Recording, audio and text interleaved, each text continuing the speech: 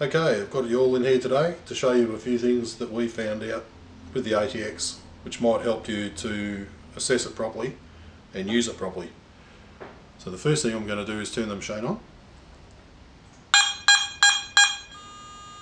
The first thing you'll notice, without any balancing or tuning, we've achieved a fairly smooth threshold.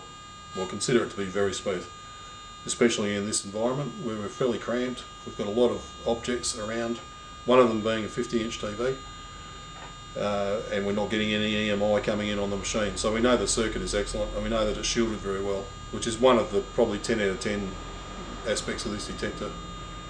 So the first thing I'm going to do is give you an idea that by running a smooth threshold, we're not masking any of the targets. So you'll notice I've got a 0.3 of a gram nugget here, and what I'm going to do is run this across the coil, and you're going to hear, going from a smooth threshold, the target signal is quite robust. And in detector terms, I'm getting that at a really good height. Now what I'm going to do is I'm going to grab one of these pretty difficult hot rocks that have come in, and I'm going to demonstrate that we can knock the hot rock out, which has been pretty much impossible with other detectors. So it's a signal we're getting to this particular hot rock. So I'm going to balance that out now.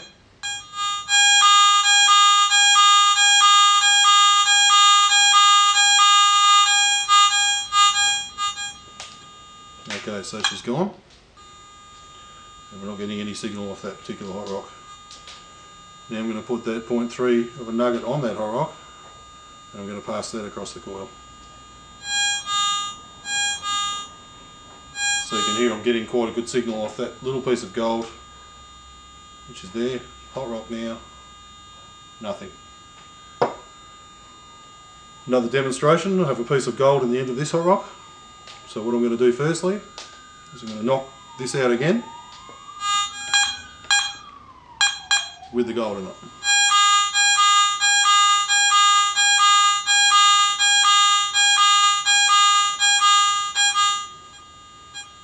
Okay, so that's gone, and I'm going to pass that across the coil and through the rock also. And just purpose of demonstration, I'm not getting any signal off any other part of that rock.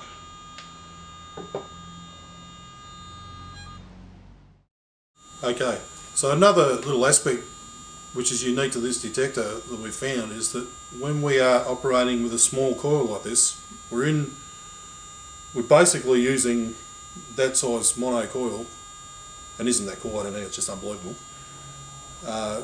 We're creating hypersensitivity in the coil. We're using a small mono, we're putting all that energy into a small area, and we haven't yet found a place where we couldn't properly balance out these sort of hot rocks.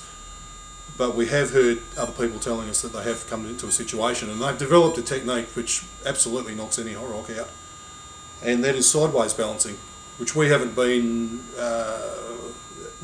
done in the past. We haven't really thought about having to, actually, but this machine does it particularly well, and I'll demonstrate that to you now. So we have a pretty serious hot rock here,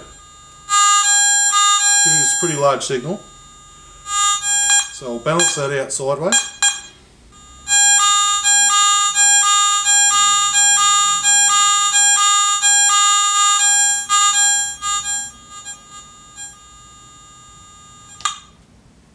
So that hot rock is now gone.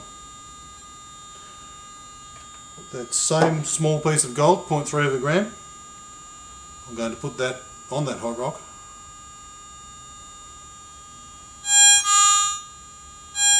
And as you can tell, we're getting quite a nice signal. And even if I put that on top, I'm still getting quite a nice signal off that small piece of gold.